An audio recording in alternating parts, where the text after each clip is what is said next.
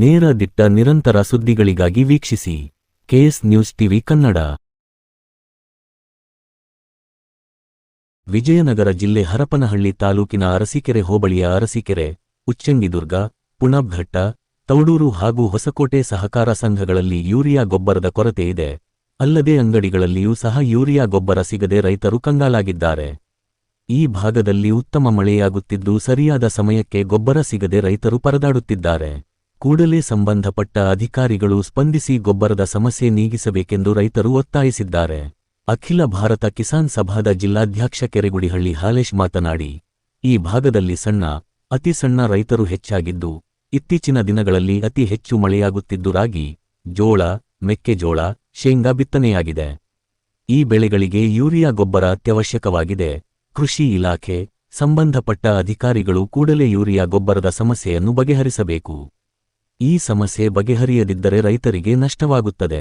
ಈ ಸಮಸ್ಯೆ ಬಗೆಹರಿಯದಿದ್ದಲ್ಲಿ ಉಗ್ರ ಹೋರಾಟ ಮಾಡಲಾಗುವುದೆಂದು ಎಚ್ಚರಿಕೆ ನೀಡಿದರು. ಇದೇ ಸಂದರ್ಭದಲ್ಲಿ ರೈತ ಮುಖಂಡರಾದ ರಾಮಪ್ಪ, ಹನುಮಂತಪ್ಪ, ನರಸಿಂಹಪ್ಪ, ಮಂಜುನಾಥ್, ಪ್ರವೀಣ್, ಮಹಾಂತೇಶ್, ನಾಗರಾಜ್ ಹಾಗೂ ರೈತರು ಹಾಜರಿದ್ದರು. ವರದಿ Mahesh, Arasikere, KS news TV. Harapanahalli taluk ಹಿಂದುಳಿದ ತಾಲೂಕು. ಅತಿ ಹೆಚ್ಚು ಸಣ್ಣ ಮತ್ತು ಅತಿ ಸಣ್ಣ ರೈತರು ವಾಸಿಸುವ ಹರಪನಹಳ್ಳಿ ತಾಲೂಕು. ಈಗ ಇತ್ತೀಚಿನ ದಿನಗಳಲ್ಲಿ ಈ ವರ್ಷದಲ್ಲಿ ಮುಂಗಾರು ಮಳೆ ಅತಿ ಹೆಚ್ಚು ಮಳೆಯಾಗಿ ಬಿತ್ತನೆ ಕೂಡ ಚೆನ್ನಾಗಾಗಿದೆ. ಮೆಕ್ಕೆಜೋಳ, ಊಟುಜೋಳ, ರಾಗಿ, ಶೇಂಗಾ ಬೆಳೆಗಳು ಒಟ್ಟು ಬೆಳೆಗಳು ಮಳೆಯಿಂದ ಲಾಸ್ ಆಗಿದೆ. ಮತ್ತು ಇನ್ನುಳಿದ ಬೆಳೆಗಳಿಗೆ ಅತ್ಯವಶ್ಯಕವಾಗಿ ವೀರ್ಯ ಗೊಬ್ಬರ ಅವಶ್ಯಕವಾಗಿ ಬೇಕಾಗಿದೆ. ಮಳೆ ಅತಿ ಹೆಚ್ಚಾಗಿದ್ದರಿಂದ ವೀರ್ಯ ಗೊಬ್ಬರ ಹಾಕಿದ್ರೆ ಮಾತ್ರ ಬೆಳೆ ಬರ್ತದೆ. ಹಾಗಾಗಿ ನಮ್ಮ ಕೃಷಿ ಇಲಾಖೆ, ಸಂಬಂಧಪಟ್ಟ ಇಲಾಖೆ ಅಧಿಕಾರಿಗಳು ಅವರಿಗೆ ವೀರ್ಯ ಗೊಬ್ಬರ ನಾವು ಒಂದು ಭಾಳ ಸ್ಟಾಕ್ ಇದೆ, ಎಲ್ಲರಿಗೂ ಸಿಗ್ತೈತಿ, ಸರಳ ಸಿಗ್ತೈತೆ ಅಂತೇಳಿ ಕೃಷಿ ಇಲಾಖೆ ಹೇಳ್ತಿದ್ರೆ. ಆದರೆ ನಮ್ಮ ಹರಪನಹಳ್ಳಿ ತಾಲೂಕಿನಲ್ಲಿ, ಅದರಲ್ಲಿ ಅರಸೀಕೆರೆ ಹೋಬಳಿಯ ಮಟ್ಟದ ರೈತರಿಗೆ ದೊಡ್ಡ ಮಟ್ಟದ ವೀರ್ಯ ಗೊಬ್ಬರ ಅಭಾವವಾಗಿದೆ.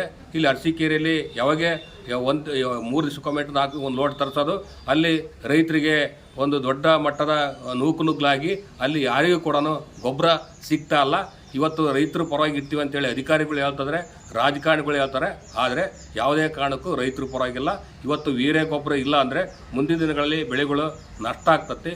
ರೈತರು ಮುಂದಿನ ದಿನಗಳಲ್ಲಿ ಈಗ ಆಗಿರ್ತಕ್ಕಂಥ ಬೀಜ ಗೊಬ್ಬರನ ಲಾಸ್ ಆಗಿ ಮುಂದೆ ಸಾಲಗಾರರಾಗಿ ಇನ್ನೂ ಹೆಚ್ಚು ಸಾಲಗಾರರಾಗಿರೋದ್ರಿಂದ ಕೂಡಲೇ ಸಂಬಂಧಪಟ್ಟ ಕೃಷಿ ಇಲಾಖೆ ಆಮೇಲೆ ರಾಜಕಾರಣಿಗಳು ಸರಳ ರೀತಿಯಾಗಿ ಎಲ್ಲರಿಗೂ ಕೂಡ ವೀರ್ಯ ಗೊಬ್ಬರ ಸಿಗೋ ರೀತಿ ಏನು ಡೇಟ್ ಸರ್ಕಾರದ ಮತ್ತು ವೀರ್ಯ ಗೊಬ್ಬರ ಯಾವ ರೀತಿ ಇದೆ ಸರಳ ಸಿಗೋ ರೀತಿ ಕೂಡಲೇ ಮಾಡಬೇಕು.